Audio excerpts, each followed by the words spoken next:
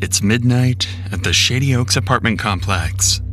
A resident is walking back to his apartment when suddenly he's shot by an unidentified man. I could have sworn I heard a gunshot or a firecracker, and I'm not sure which one. When police rush to the scene, they're immediately faced with a barrage of gunfire targeting anyone who moves, and no idea who or how many shooters are active, all while dozens of innocent lives are at fatal risk. More shots being fired right now. Just calm down. What kind of injury do you have? It's a gunshot. Okay. Who shot you? I don't know. Go get her. I'm gonna get snipers put up on the east side. Yes. Get over here! Get over here! Get down on the ground now!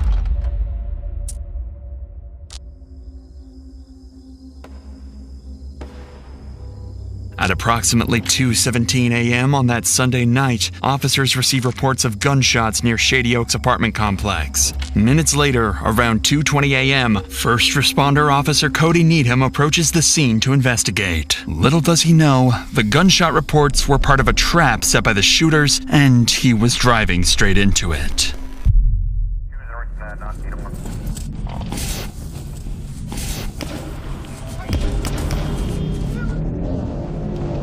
I think I've been shot. Moments after entering the parking lot, Officer Needham is struck by a bullet as multiple shots rang out and immediately radios nearby officers for backup. I'm going to the hospital. Dispatch, let ER know I'm coming. There was a rapid succession of shots. Do you know where it came from? It's back by Shady Oaks. There were more shots back by Shady Oaks. Okay, we need to get a perimeter around this building. Multiple units nearby are now en route to Shady Oaks. However, the scale of police response will soon grow much larger, as officers realize the severity of the situation and the danger posed to the civilians. But for now, as backup units head towards the scene, Officer Needham speeds towards the hospital, still uncertain how severe his injuries are. I think I've been shot. Yep, come on in. I don't know what the Go in this room right over here. While Needham receives urgent medical care, backup officer Christopher Deason and other units make their way towards Shady Oaks. Completely unaware, they're stepping into a deadly 8-hour-long standoff. In rapidly chaotic incidents like these, officers have no choice but to make split-second tactical decisions. To fully understand how police manage such dangerous situations, we'll follow every tactic and decision through every stage of the standoff, starting with Officer Deason, who's just arrived on scene to a barrage of gunfire erupting unpredictably. We don't know what floor they're on. The shots were presumably coming up in front of the building.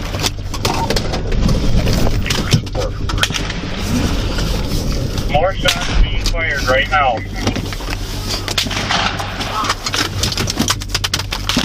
Go ahead.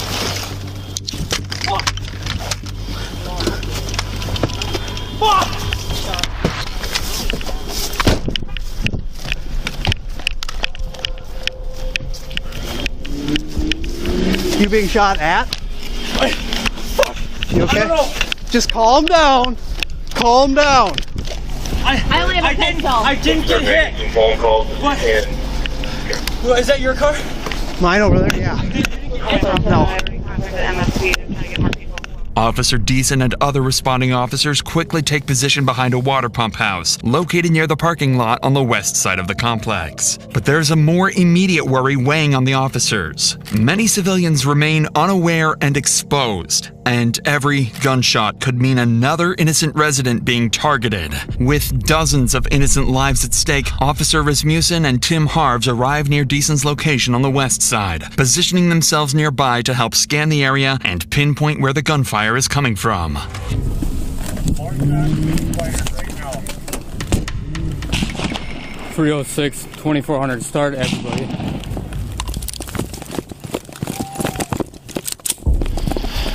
As soon as as I got around the corner out here, he started shooting at me. Me and Decent pull up here. It was what, 3-4 shots? Yeah. And when I pulled up here before, we got shot at before. So somebody's shooting out the window of the building. Chris, can you come over here? They're shooting at any law enforcement that comes through. If we go out any further, we're going to get shot at. If this is an active shooter, we need to get a team ready. We need to probably start dealing with it. At this stage, the situation facing officers is extremely dangerous. The Shady Oaks apartment complex contains approximately 126 units, and with near zero visibility and gunshots ringing out unpredictably, police have no way of pinpointing exactly where the shooters are located, whether they're barricaded, mobile, or roaming freely, or even how many shooters are active. What's more alarming is that officers don't yet realize they're dealing with a carefully planned ambush, and the next few minutes will make that terrifyingly clear. We want to get eyes on the building. We need to get cars there. We need to get back over here, right? Yeah, so we're probably gonna have to. Where the fuck is this guy? He's close. Yeah. He's outside, I bet. Yeah.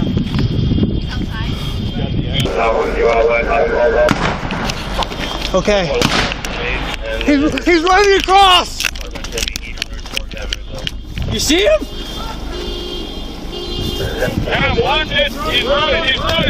Where? Where is he running to? North or He south? ran that way, he ran that direction. Somebody Running ran. south. I don't know if you got shot at or what, but someone just ran across the back lot. He's running. Towards the back lot. To the south. I don't know if it was him or someone that got shot at. Someone running. Correct, they ran out here in that direction. Did you not see No, they're behind the trees here. Other side of the trees. What? Is that, you think that's a high-powered rifle? Something high. Just calm down. Do not bowl me over. Shot at this house. It's coming from the front of the building.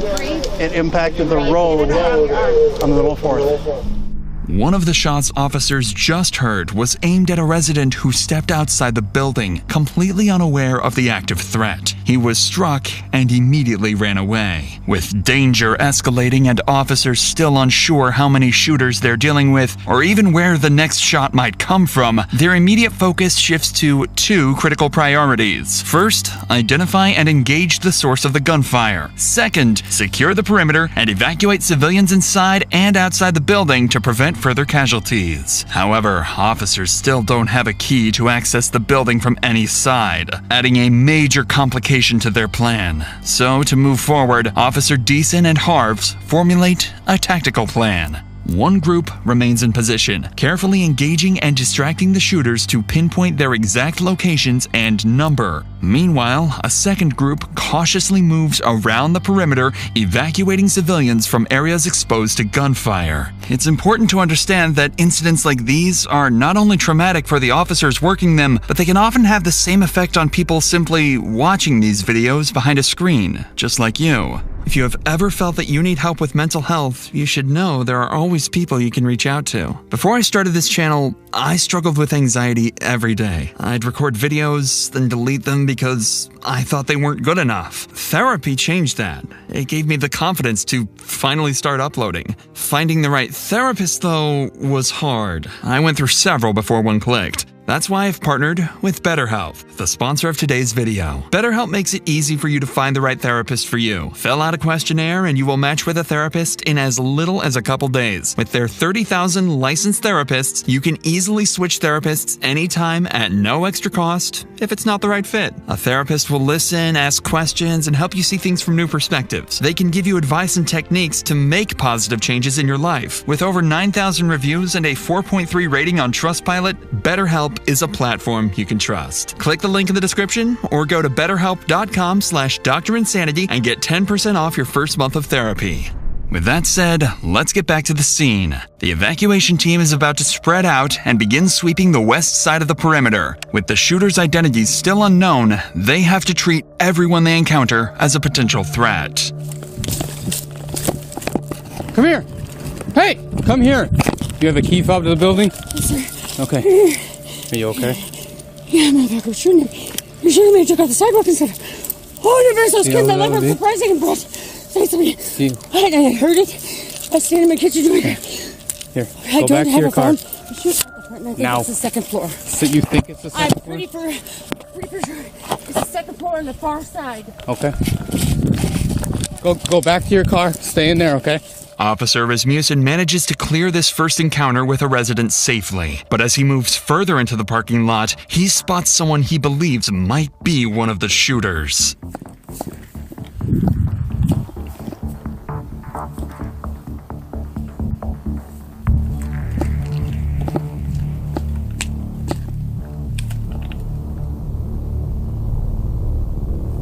Stop! Right now! Stop! Turn around! Drop to your knees. I got a guy that just walked out. He's in the parking lot. I got him at gunpoint. I need somebody around here. Stay where you're at right now.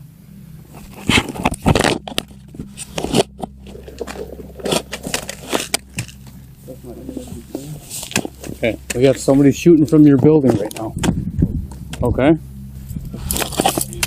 Okay. Okay, take him. Go to him. Stop. Ma'am, come here. Come here. Come here. It's police department. Come here. There's somebody shooting from your building right now. Okay? So keep your hands out of your pockets, please. I'm sorry. Go to that red car over there. Okay. Go. The individuals turn out to be residents, completely unaware of the danger they've just narrowly avoided. But Rasmussen's attention quickly shifts towards two more residents exiting from the back of the building, one clearly injured and struggling. Keith, you got up in the building? This way. This way.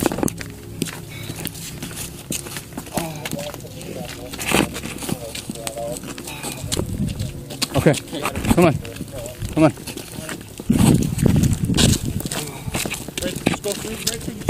Okay, right here. Now, I handed my phone off, so I have no way back. Okay, well, you're not going back in anyway, so you're fine. Okay. Are you hurt at all, sir? Or just the one? Just me. Okay.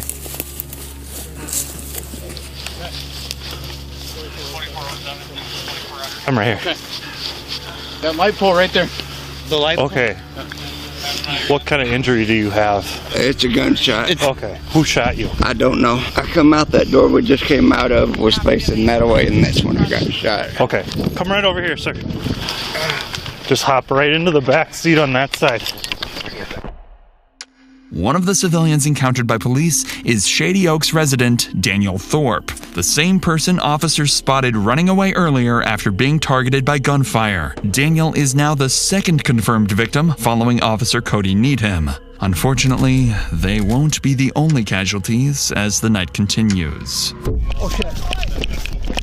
She has been hit. Get over here! Get over here! Get down on the ground now! By now, multiple SWAT teams have been requested to assist with the situation, but Daniel's close call underscores just how deadly the situation remains for the countless residents both inside and outside the complex. Many of them are still going about their night, not even realizing they're in any danger. Thankfully, Officer Rasmussen gained crucial intel from the woman he encountered outside the building. According to her, the shots appeared to originate from an apartment on the front side of the building, possibly on the second floor. But most importantly, she provides the officer with a key to access the building. With dozens of innocent lives still at risk, police urgently need to devise a plan to infiltrate the building and evacuate residents before the shooters have a chance to move positions, or worse, start targeting residents door to door. If the next steps aren't executed perfectly, the consequences could be catastrophic. With this in mind, Officer Tim Harves repositions to a parking lot near Giant Wash Skyline Express just southeast of Shady Oaks to meet with command, await incoming SWAT teams, and strategize their next move. We haven't been able to get... They were thinking maybe like second floor, but now Chris is saying there's movement on 7th, but there's movement all over if you watch those windows. Nobody's identified where or who. Once I get more SWAT bodies in, I'm going to start forming up some perimeter teams to take over on perimeter. I'm going to get snipers put up on the east side. Yes, yeah. So that they can kind of get all the eyes shots have been coming from the front of the building. By this stage, police have gained important but conflicting information about the shooters. Witnesses indicate activity on the second floor at the front of the building, yet Officer Deason's group has reported suspicious movement higher up, possibly as high as the 7th floor. With these conflicting reports, the situation remains risky and unpredictable. So, to gain some control, multi-jurisdictional SWAT teams are now en route to help secure the building's perimeter, deploy snipers, and infiltrate the complex to evacuate civilians trapped inside. In the meantime, Officer Christopher Deason and his group continue to hold a critical position at the west end, actively scanning the building to pinpoint how many shooters they were dealing with and their locations. Shots fired, shots fired. Well, it was about 10 minutes. Yep. Just moving on to Southwest Corner. I'm sure it's actually on 1 or 2. Correct. Correct. Some are moving towards this.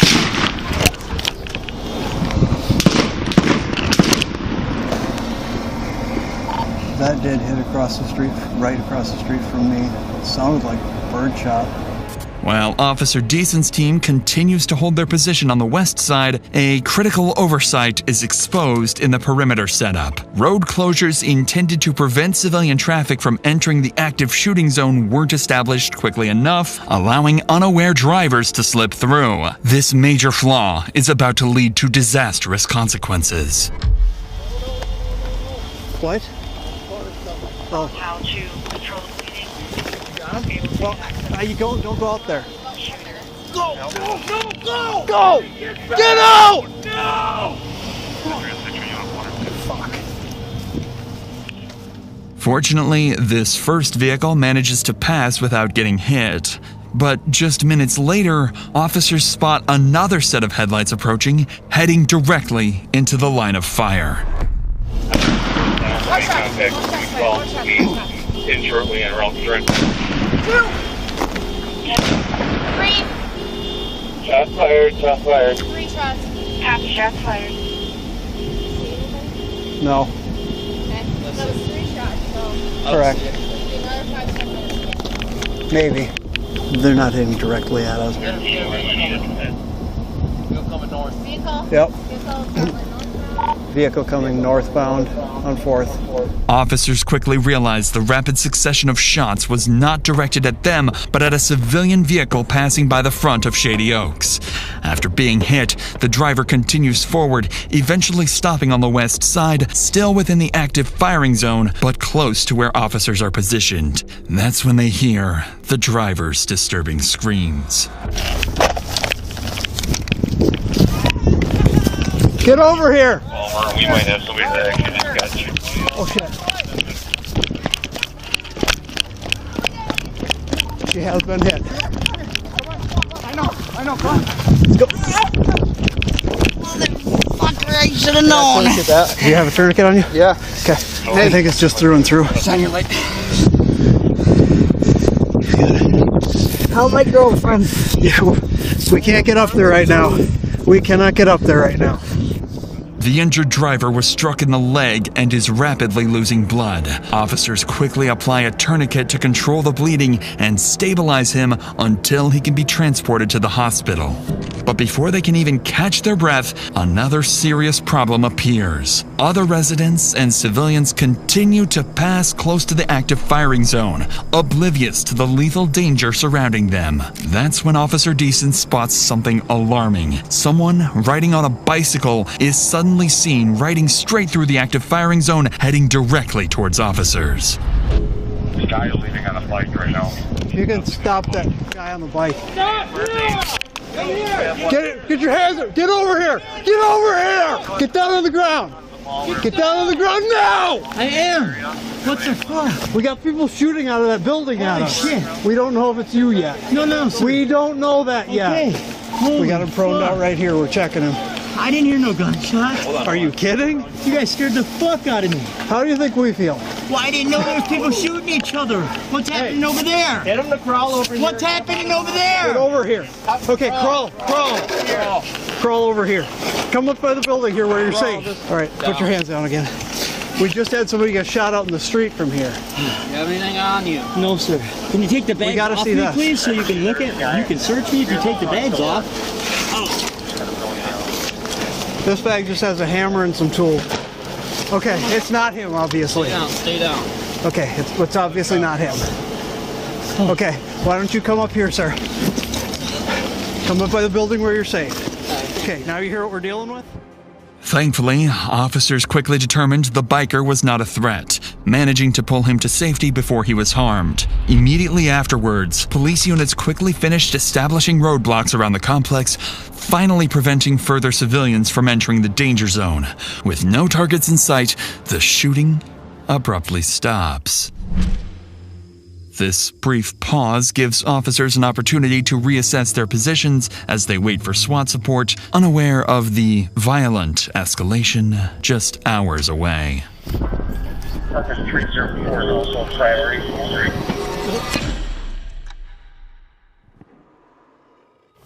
Do you think it's gone quiet because he just hasn't had anything to shoot at? Yeah, possibly.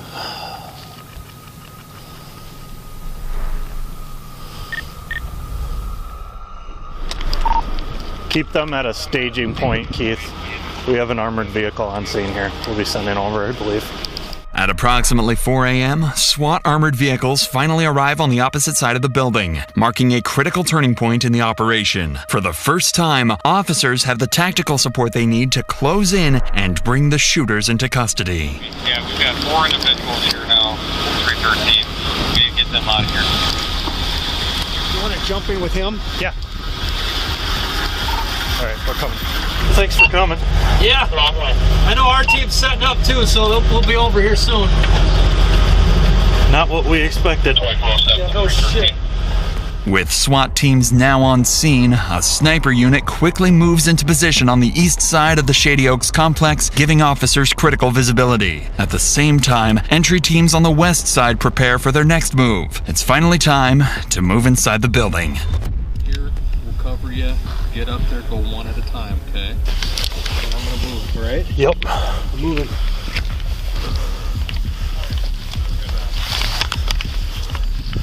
.306, we're by the dumpster where you were. What's your 20? It's gonna keep getting fused.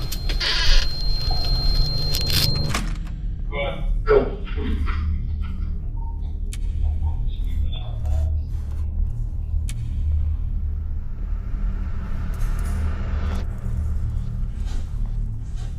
You gotta get out of here, just walk down that way, great. After carefully evacuating ground floor residents over the next 2 hours, SWAT teams successfully secure the lower levels, ensuring the shooters have no path to escape.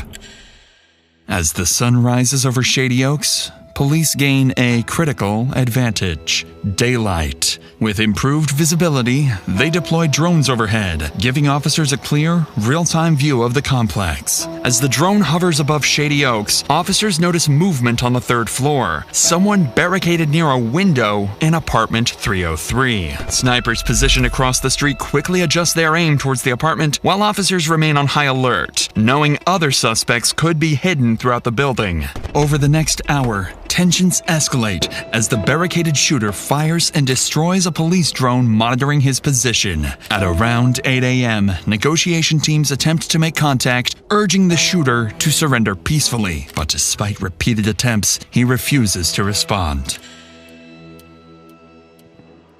By 10 a.m., after over 8 hours of standoff and with peaceful options exhausted, an armored SWAT vehicle pulls up directly into the shooter's line of sight, preparing to launch enough tear gas canisters to saturate the entire apartment.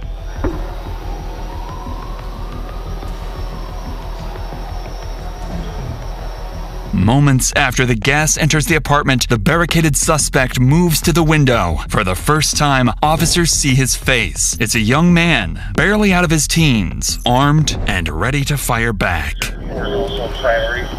Following the shooter's reaction, a single, carefully aimed sniper shot shatters the apartment window, sending shards of glass directly into the shooter's forehead. Moments later, he appears from the window holding a towel to his face, clearly weakened and disoriented. A SWAT team immediately rushes to apartment 303 to apprehend the shooter. Inside, they find him wounded but cooperative, quickly placing him into custody and escorting him out of the building. Apartment 304 is also a priority. For our sheriff did for. Double check him. 45 minutes in the freezing plant. You guys are good. Get some change in the left pocket. Big ass baggy pants. Check down by his feet. Nothing on his feet. Not having any 38. Buddy, can you spread your legs real quick? I have nothing. I see hands pulled up at least a little bit. Yep. Ow! Fuck! My arm. There you go. You want to switch out doctors? I can give me an IOU. The shooter is soon identified as Devin Matthew Wayland. Inside his apartment, officers recover multiple firearms, including the rifle used throughout the standoff. Officers continue to search the complex, and after a thorough sweep, they find no other threats, confirming Devin was the only shooter. As he is transported to the hospital for medical treatment, detectives begin rehashing details of the shooting. That's when they make a troubling discovery. The initial 911 call reporting fireworks had been placed by Devin himself. I sworn I heard a gunshot or a firecracker, and I'm not sure which one. Investigators quickly realized the call was a deliberate attempt to lure responding officers directly into his line of fire. Given the calculated nature of the ambush, they suspect that Devin may not have acted alone, that he could be linked to a larger threat, perhaps associated with an extremist group or a broader violent plan. With this in mind, detectives bring Devin straight into an interrogation room as soon as he is medically cleared, urgently seeking answers about his true motives and whether any additional attacks were placed. Hey, Devin. Hello. How are you? I've been better. Yeah, it looks like it. Feeling okay though? Is that okay if we visit? Yep. Okay. Now, let's back up to the day before the incident and just talk to us about your day and kind of what's going on. Everything seemed alright, everything seemed fine. But, Okay. These ex-friends of mine, they wanted to hang out with me, and it was gonna be his girlfriend's birthday, the 21st birthday, so they wanted to party and drink. Well, I do like political discussion. I like to see people's views and ask them why they think of that so I can respect them deeper and Like view them. political stuff? Yep. Okay. But it just turns out that they're ex-tweakers, and I think one guy was tweaking there. This guy's name was Seth something. And they're all like they're saying I'm getting in their face and screaming at them. I'm partially deaf from working in machinery. I said, I'm sorry, I'll get down on my hands and knees, I'll show you I'm not being violent. And this woman was saying, get on my man's face. And I'm like, I'm not on your man's face, I'm just saying, this is how I view about the situation, because how can I respect you? You've been nothing but nice to me, so she has until this point on. And Judd said, get off his face. I said, I'm not on your face. He pushed me. He was trying to fight me, so I fought him, and Jordan got on me, and he tried fighting me, and he claimed he was trying to make sure there would be no fight to happen, but that was the last straw. And for some reason, I felt like because no one would believe my side of the story, I had my firearms out and ready to use, just in case anything did happen, which I didn't want it to, but I had an accidental discharge in my Mosin-Nagant rifle and had one bullet for it. I'm not Which sure. kind of rifle was it? Mosin-Nagant. Okay. It was a mental slip-up. I haven't been employed in a year. Uh-huh. And my grandfather died 3 years ago. I just wanted it, and I didn't want to ever shoot a cop. That's why I surrendered. Were you aiming at anything throughout Just the the 75 cars, rounds? just the cars, trying to get the cops to come so they'd shoot me. I didn't want to shoot the cops, I didn't want to shoot anybody else, I just wanted to shoot the cars so that they would shoot me. But And is that from alcohol, or I couldn't myself. It's against my own views. I would have to have somebody else kill me theoretically. So that's where that idea. I know it sounds really fucked up. I wanted to live. I tried telling myself this and that, but under last night's situation or ordeal, it just got too much to me, too fast. So, do you remember what exactly you told the dispatcher when you called in? It sounded like there was a gunshot or fireworks or some type of discharge, like some type of fire shot. So if you said the word fireworks, would you mean fireworks from a gun or actually fireworks? I don't know. Did I say fireworks? Or are you getting well, you this might one? have. You I don't know if I did. fireworks. I don't know if I did. Okay.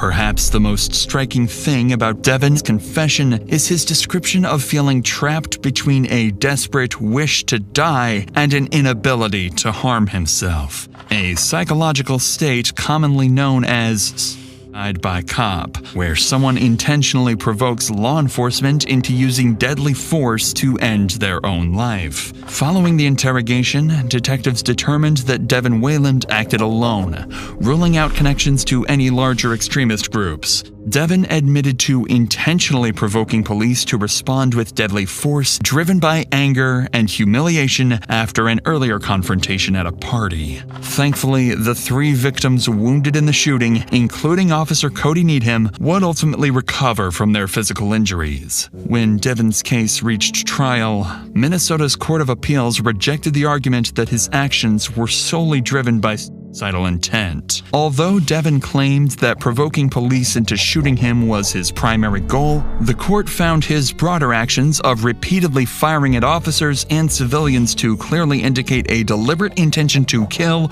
or seriously injure others. Devin's defense team argued that severe mental health issues were primarily responsible for his violent rampage, but the jury was unconvinced, finding Devin guilty of 3 counts of first-degree attempted murder and 3 counts of second-degree assault. He was sentenced to 50 years in prison.